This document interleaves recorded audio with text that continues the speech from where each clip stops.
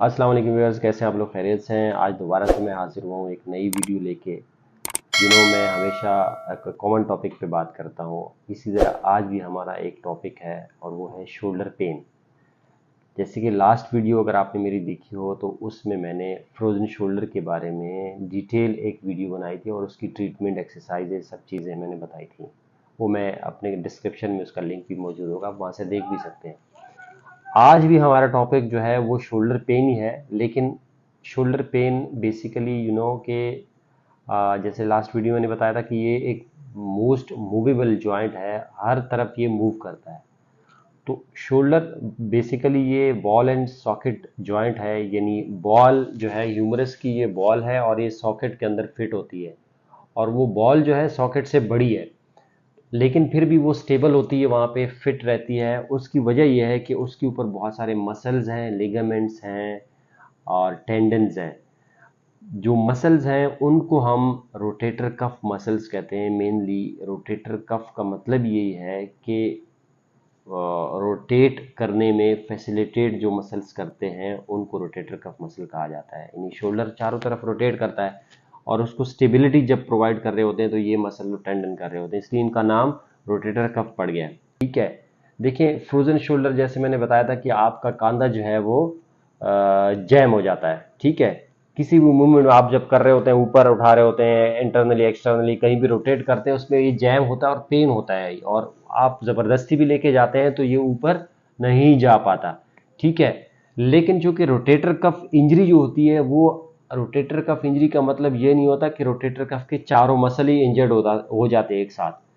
ये भी हो सकता है कि कहीं दो मसल इंजर्ड हो जाए, कहीं हो सकता है कि एक मसल में इंजरी हो।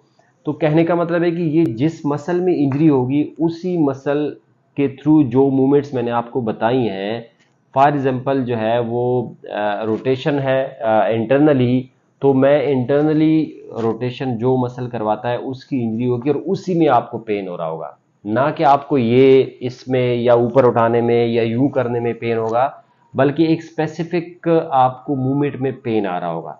ठीक है, फ्रोजन शोल्डर में ऐसा नहीं होगा। आपका कंधा जो है वो जैम हो जाता है, आप ऊपर यूं भी उठाते हैं तो नहीं उठा पाते, यूं भी उठाते हैं तो भी नहीं उठा पाते, जैम होता है, इस तरफ भी करते हैं तो मतलब हर तरफ जो है वो उसमें पेन हो रहा होता है और जैम भी होता है। सेकेंड डिफ्रेंशिएशन हम कैसे कर सकते हैं कि muscle, rotator cuff muscle injury अगर होगी तो फॉर एग्जांपल मेरा ये हाथ अगर यहाँ से ऊपर दर्द कर रहा है एब्डक्शन में, तो ये नहीं है कि ये जा नहीं पाएगा। अगर मैं इसको यूं उठाऊंगा पैसिवली अपने हाथ से, या कोई दूसरा इसको उठाएगा, तो ये मसल हाथ जो है मेरा ऊपर चला जाएगा इजीली। ठीक है, लेकिन अगर मैं खुद उठाऊंगा या वेट उठाऊंगा तो ये नहीं जाएगा और पेन होगा, या हो सकता है मसल भी वीक हो जाए उस इंजरी की वजह से, तो खुद से मैं उठा नहीं पाऊंगा, लेकिन जब कोई और उठाएगा तो इजीली चला जाएगा। लेकिन फ्रोजन शोल्डर में ये चीज नहीं होती, अगर कोई दूसरा भी उसको उठाए, जबरदस्ती इसको ऊपर लेके जाए, तब भी उसमें पेन बहुत सीवियर होता है और जैम होता है, तो वो नहीं जाता। तो ये दो चीजें से आप जो है डिफ्रेंशिएट कर सकते हैं, क्योंकि ये मोस्ट कॉमन इश्यूज हैं दोनों, रोटेटर कफ इंजरी भी और फ्रोजन शोल्डर भी। और ज़्यादातर जो क्लिनिशियन हमने देखे हैं या मरीज़ जो हैं वो इसको डिफ्रेंशिएट नहीं कर पाते। वो हर तकरीबन 90% लोग जो है जब भी इस तरह का पेन स्टार्ट होता है वो इसको फ्रोजन शोल्डर समझते हैं कि ये फ्रोजन शोल्डर है, लेकिन ये 50-50 चांसेस हैं कि आपको रोटेटर कफ इंजरी भी हो सकता है और फ्रोजन शोल्डर भी हो सकता है। अगर हम इसकी प्रॉपर डायग्नोस की बात करें तो डॉक्टर्स के पास जब आप जाते हैं तो वो आपको एमआरआई भी करवा सकता है, अल्ट्रासाउंड भी करा सकता है, या एक्सरे से भी पता चल सकता है किसी हद तक कि रोटेटर कफ इंजरी है या फ्रोजन शोल्डर है। ठीक है, या जो मैंने आपको बताया, आप घर बैठे बैठे इसको डायग्नोस कर सकते हैं। ठीक है, एक्चुअल जो चीज़ है वो ये है कि इसकी ट्रीटमेंट कैसे होगी, क्या होगा।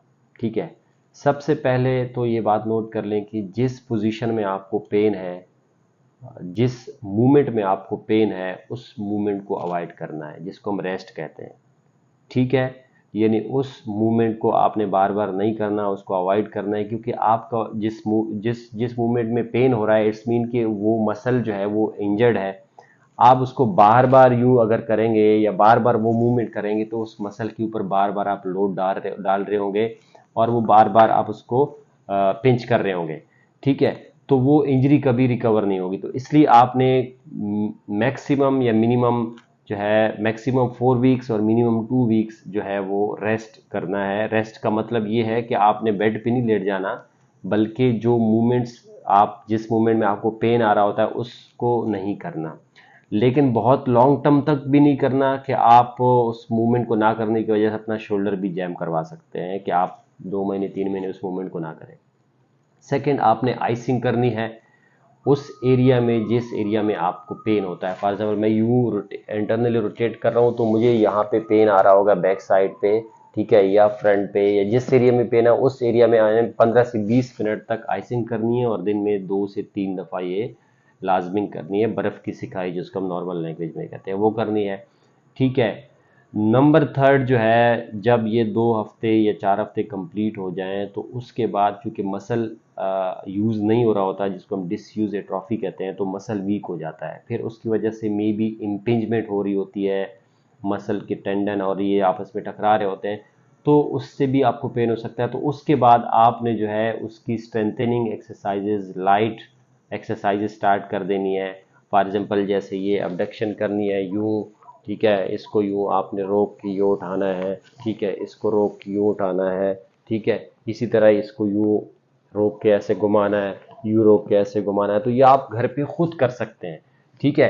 तो ये एक्सरसाइज आप जब करेंगे तो आहिस्ता आहिस्ता आपके जो मसल्स हैं वो दोबारा से डेवलप हो जाएंगे।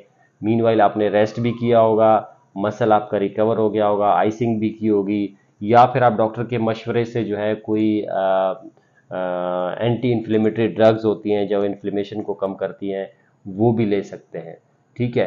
तो इस तरह इंशाल्लाह अगर आप 4 हफ्ते अगर आपको कोई रोटेटर कफ इंजरी है, आप इस प्रोटोकॉल से चलेंगे, रेस्ट करेंगे 4 हफ्ते या 2 हफ्ते, और आइसिंग करेंगे और कोई एंटी इन्फ्लेमेटरी ड्रग्स भी साथ लेंगे, और साथ में जो है फिर 4 हफ्ते के बाद आप इसकी एक्सरसाइज शुरू कर लेंगे, जो कि घर पे आप नॉर्मली कर सकते हैं।